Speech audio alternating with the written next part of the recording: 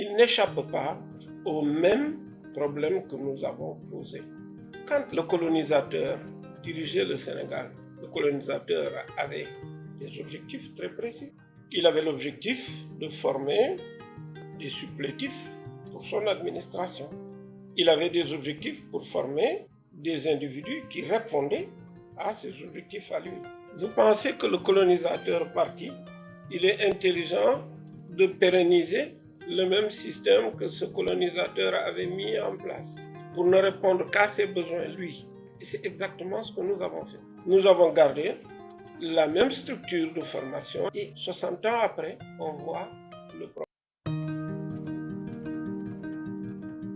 Ce d'autant plus que le même colonisateur est en train de réformer son modèle qu'il a essayé de transposer ici pour en faire quelque chose de plus adapté à sa situation actuelle, qui est différente de la nôtre. Pensez-vous qu'il est simplement intelligent de refaire la même chose que eux, alors que nous n'avons pas les mêmes problèmes? Je prends des exemples précis. Vous croyez qu'on a besoin de 7 ans pour faire un médecin au XXIe siècle, avec des outils de formation qui sont totalement différents? Je vais vous donner un exemple très simple. Prenez l'école primaire. Il arrive chaque année sur le marché de la formation 400 000 élèves. Si vous prenez la population sénégalaise, vous prenez la croissance démographique de la population sénégalaise, il arrivera chaque année 400 000 élèves à former. Faites des classes de 40 élèves. Il vous faut 10 000 classes chaque année, 10 000 enseignants nouveaux chaque année. Est-ce que vous pensez que ce modèle actuel permet d'y arriver? Mettez tout le budget du Sénégal là-dedans que ça ne marcherait pas. Mais et si on réfléchissait à une autre façon d'enseigner? Le modèle de l'enseignement où vous faites une classe en dur, si vous n'avez pas de classe en dur, qu'est-ce que vous faites? Vous faites des abris provisoires. Il vous faut un maître formé à l'école normale supérieure avec un parcours de 20 ans de formation. Combien de temps il vous faut pour vous en former 10 000 tous les ans? Combien d'argent il vous faudra? Vous allez prendre ces personnes qui vont représenter une caste d'individus qui demanderont, au vu de leur formation et de leur temps et de leurs compétences, d'être rémunérés à la hauteur de leur niveau. Vous croyez que vous y arriverez? Et si on prenait un raccourci en créant ce qu'on appelle des modèles de classe connectés sur lesquels je travaille? Vous prenez un conteneur qui a la valeur d'une classe, vous changez les rythmes scolaires. Dans ce conteneur, vous y mettez 40 élèves toutes les 4 heures. Le programme est dans un ordinateur et vous cherchez non pas un enseignant mais un facilitateur qui est capable simplement de guider les élèves pendant leur formation. Et vous changez les rythmes scolaires. Vous avez 40 élèves 3 fois par jour. Ça vous fait 120 élèves formés dans un conteneur avec un seul facilitateur. À chaque élève, vous donnez non pas 10 livres et un gros cartable pour tous les ans changer. Vous donnez à chaque élève une tablette dans laquelle il y a tout le programme. L'élève peut recharger sa tablette avec de l'énergie, panneau solaire.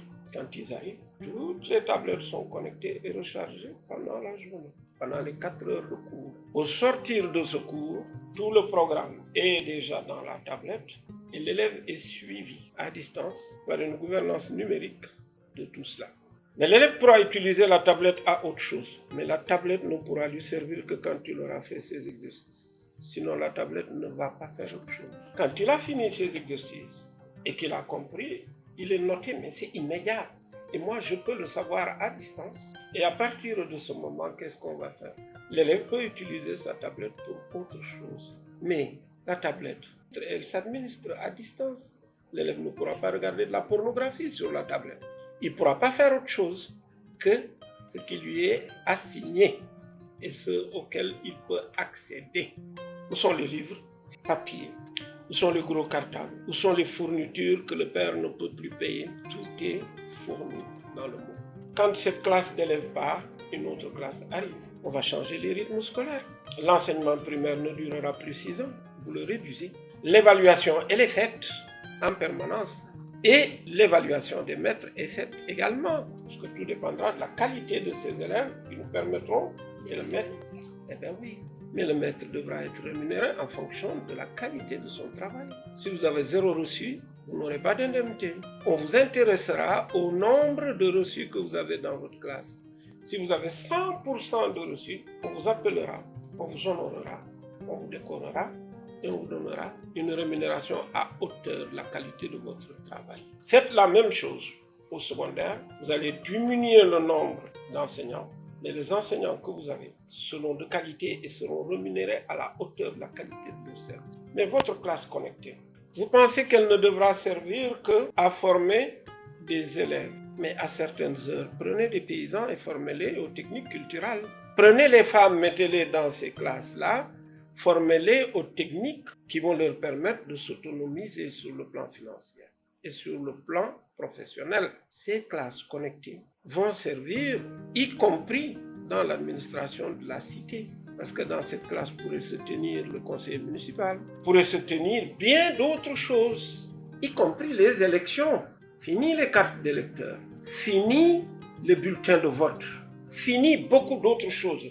Tout cela pourrait être géré numériquement sur un modèle de conteneur que vous pourrez mettre en place et qui aurait plein d'autres choses. Mais vous pensez qu'il n'y a pas assez de Sénégalais pour réfléchir et mettre des contenus pour ce genre de choses-là? Le Sénégal a 10 000 ressources pour ça. Mais si vous proposez ce genre de choses à Microsoft, vous croyez que ça n'intéresserait pas Microsoft ou Apple ou X, Y ou Z de personnes de venir travailler sur un modèle de classe connectée et pour faire un passage à l'échelle par la suite? Bon. Autrement, restons dans ce modèle actuel où les enseignants vont passer leur temps à revendiquer leur rémunération ou les conditions de travail idoines, etc. et qu'on ne pourra jamais satisfaire. Autrement, nous allons transformer nos enseignants en entrepreneurs politiques et ils vont passer leur temps dans des grèves, les programmes ne seront jamais finis et on verra toujours chuter le niveau de formation des élèves et finalement, y compris des maîtres et des professeurs. Il m'arrive parfois de me promener dans un amphithéâtre à l'université et d'écouter l'enseignement délivré par un professeur. Il m'est souvent arrivé d'être attristé et de sortir pour ne pas continuer à subir presque littéralement toute la déception que m'apporte la qualité du système de formation.